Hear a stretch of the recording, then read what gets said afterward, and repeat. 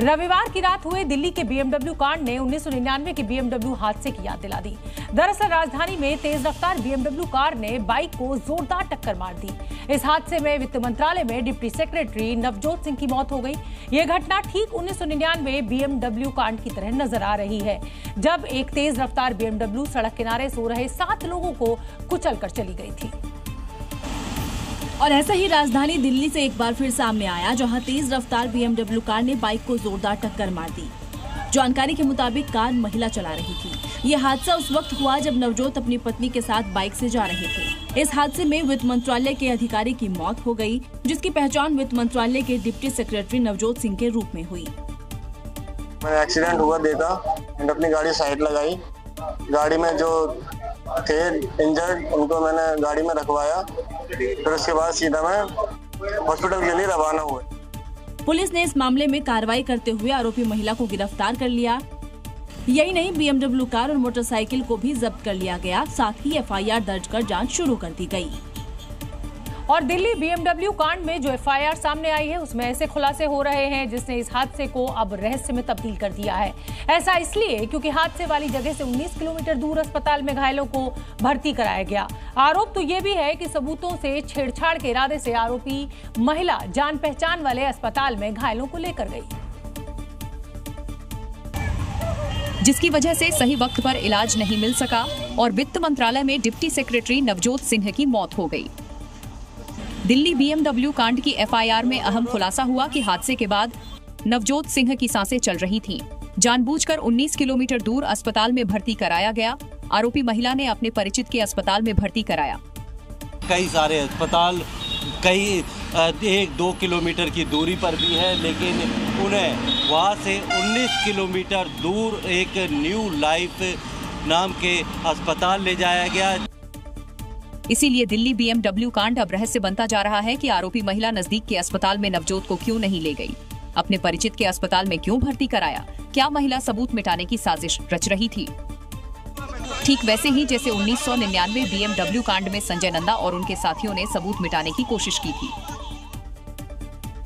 सलार गाजी वो आक्रांत था जिसने भारत में कई मंदिरों को लूटा और तोड़ दिया, लेकिन ओवैसी के नेता उसे अपना आइडियल कह रहे हैं। और जिन महाराज सुहेल देव ने उस लुटेरे गाजी को सबक सिखाया, उन्हें लेकर विवादित बयान दे रहे हैं। वो शायद भूल गए कि उत्तर प्रदेश में आक्रांताओं का महिमा मंडन करने वालों को योगी सरकार छोड़ती नहीं है। लेकिन फिर भी यूपी AIMIM अध्यक्ष शौकत अली आक्रांता सलार मसूद का गुणगान करने से बाज नहीं आ रहे हैं। सालार मसूद गाजी लुटेरे नहीं थे, सुहेल देव लुटेरे थे। लुटेरे को हीरो बनाने की कोशिश पहले भी की गई, लेकिन योगी सरकार ने उन लुटेरे गैंग प्रेमियों को वार्निंग दी थी कि ऐसे आक्रांता का गुणगान देशद्रोह होगा। तो लोग पाकिस्तान का नारा लगाते हैं, उनको बोलो वही हाल कर देंगे जो हाल महाराज सुहेल देव ने सालार मसूद का किया था। शौकत अली ने राजा सुहेल देव को लेकर विवादित बयान दिया तो सुहेल देव भारतीय समाज पार्टी के अध्यक्ष यूपी में मंत्री OP राजभर सामने आ गए।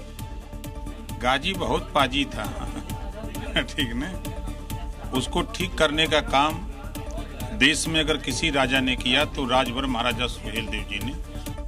अब शौकत अली के बयान के बाद विवाद बढ़ता जा रहा है।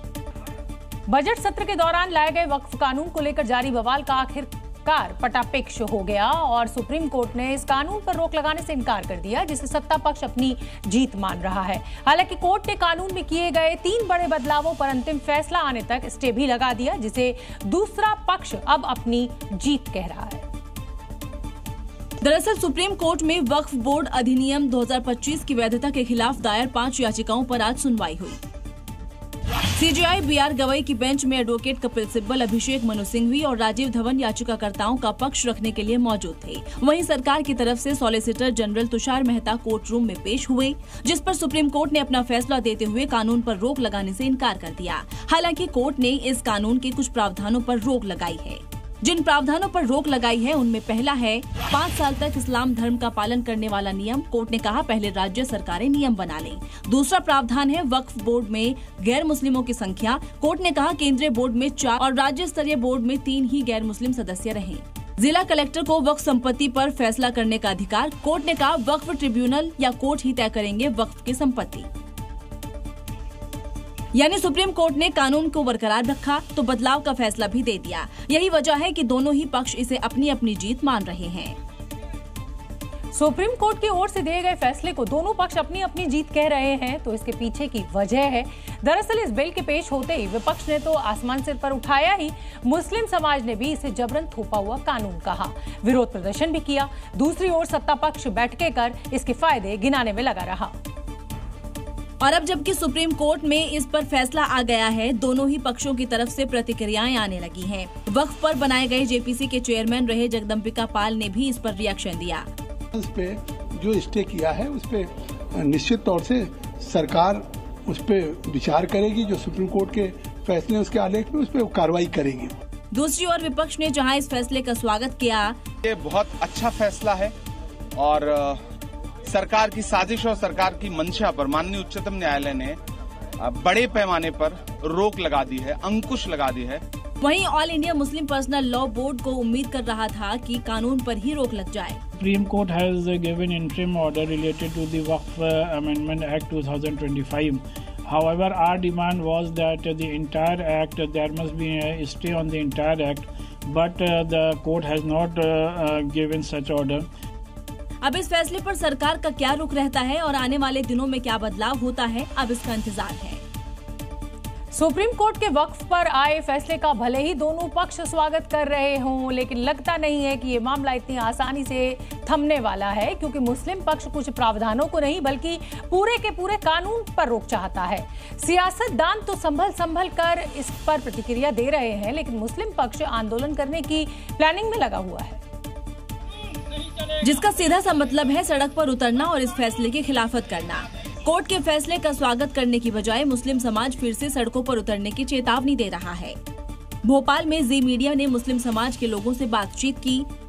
अल्लाह की मिल्कियत है, इसमें सरकार को नया कानून आपके काम का नहीं है। बिल्कुल नहीं। फैसला जो आया है वो सुप्रीम कोर्ट का फैसला नहीं है, वो हिंदुस्तान सरकार का फैसला है, जो मुसलमानों की मिल्कियतों को हड़पना चाहती है। को हम नहीं मानेंगे। ये कानून का जो इसका प्रावधान करा है, लेकिन हम इस कानून को नहीं मानेंगे। शरीयत का जो मामला है वो हक है और सच है।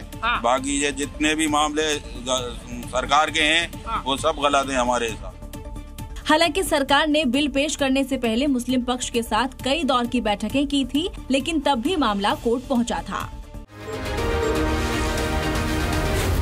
जी न्यूज़।